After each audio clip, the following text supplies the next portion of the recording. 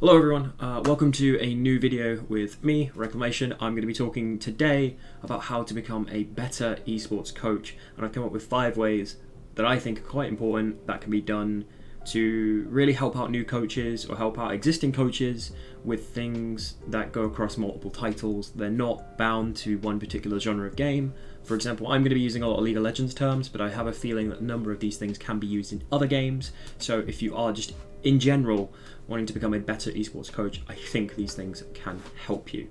So my first tip is around communication and vocabulary.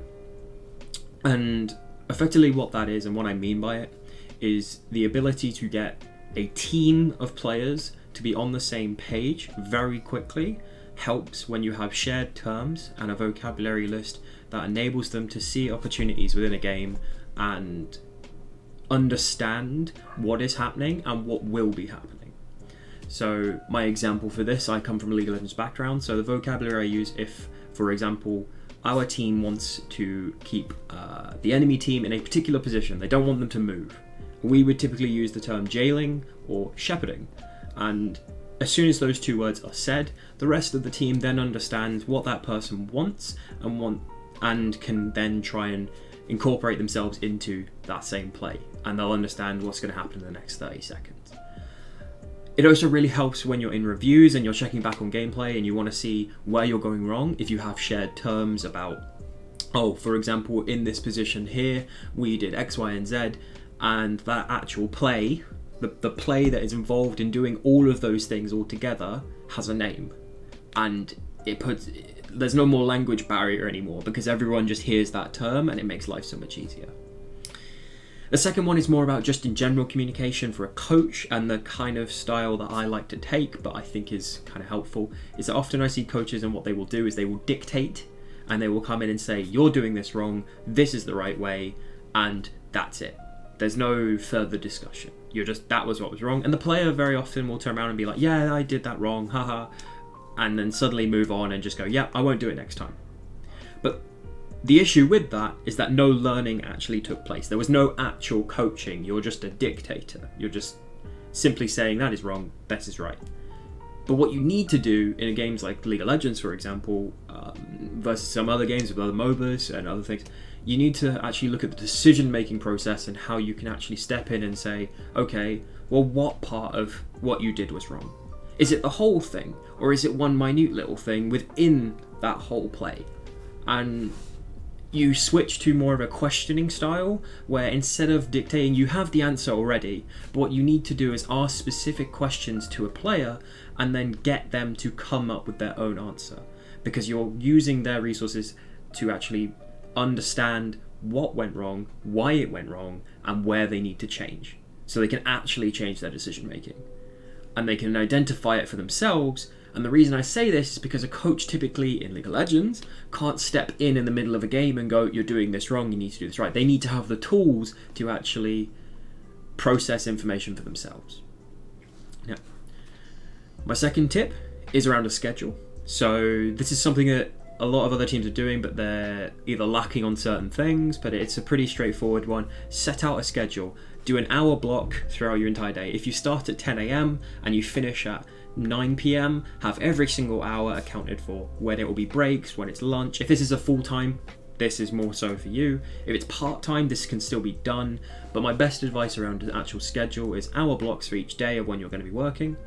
And then inside that you have like practice hours, team building, reviews, performance blocks being around like psychological, or maybe seeing a nutritionist or exercise or anything like that helps performance that's not strictly a technical aspect. But inside of that, there is one key thing, which I will give the tip, is set days.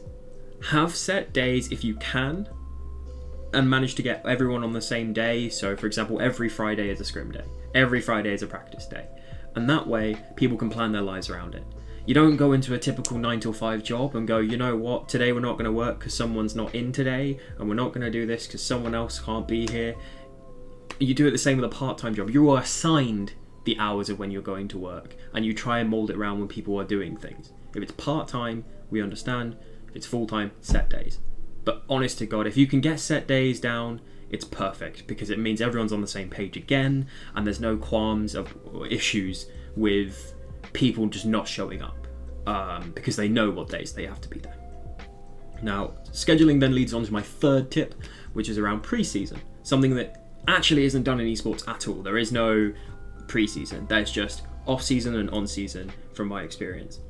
Now, in a preseason, there are some things you should do as a coach. If you're a head coach, this is more important to you, which is based around you can before you even get players into the team and on the organization, what you need to do is then look at your staff team, bring in the right people that you want to work with, and talk with them over how you're going to coach, the communication you're going to have, what players you thinking or are thinking of scouting, getting all the bases in. So how do all these systems work?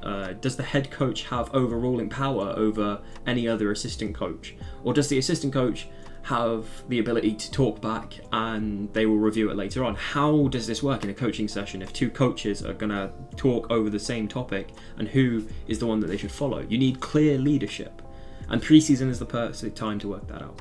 Alongside, the other additional point is when you do have the players on board, you can then look at doing introductions, you can look at doing how does the organization work internally, like who should I go to if I have a problem, any paperwork that might need sorting out, as well as just more trust building. You're trying to build a team, you're taking 5 individuals plus and trying to make that into a team, and that takes time. So having a week assigned, maybe 2, where you're not actually going to be practicing, it's purely just there to mess around, have some fun, get to know each other, work out who's who, and really just start to get a good foundation for getting everybody comfortable with each other from staff and players and putting that together.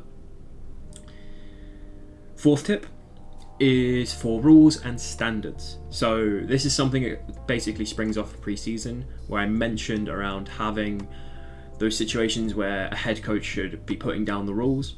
What I think or believe should happen from my experience, and also learning from other people and what I thought they did really well, was the fact around rules where staff should have their own and probably additional rules, as well as you have other staff that will chime in with some things, but also inside of that you have the players and they come in and they adhere to those rules and standards that you've put in place, but give them the opportunity to create their own standards and rules. If every player on the team comes up with the rules and then puts, as an individual, and then puts it together to create the team's rules, what effectively happens is that those players are much more likely to follow them, purely because A, they made them. It's a professional working place, regardless of how you do it. Like, you're all adults here. Despite the ages, you should be looking to set a standard for those players, and that's part of what comes into it. And if someone is late, then it makes it more of a fun exercise because they know the punishment, they've thought of it. And if they're late, maybe they have to sing, maybe they have to do something silly just to like keep team morale up. It's really simple, but it's something that often gets missed, so that when some part through the season something does go wrong, it's very easily mismanaged, where someone will get punished overly so for something that's very minor, and then you get morale issues, and it's a terrible time to be there for that working environment. And lastly, for my 5th tip for coaches that are potentially going to be coming in, which is around team numbers and management. So I recommend typically that this is kind of like proven within management side of things, that a team of 7 plus, it tends to be where communication can break down, or you don't have enough time to manage everyone on a one-to-one basis effectively. And the reason that I say that is because I believe that every player should have each week one-to-one talks over a course of like 2 or 3 months, just check-ins, like an hour each week, just to sit there and say, hey, how is it going? How are you feeling? What are you working on? What do you feel you're struggling on? How can I help you to achieve that? What, in every part of every other tip that I've just given, this is the most important. Listening to the players and listening to the people around you in those one-to-one talks. Have them with players, have them with staff. Talk about their personal goals and improvement. Talk about what is happening with them, and you will see a vast improvement in the reception of your ideas if you're trying to coach them a specific way and they're communicating back to you saying, here's my feedback. If you never do this talk, you never receive feedback. You will never improve as a coach, because you won't know what you're doing wrong, because you'll be in the sessions and they'll just go, yeah, okay, I've got that.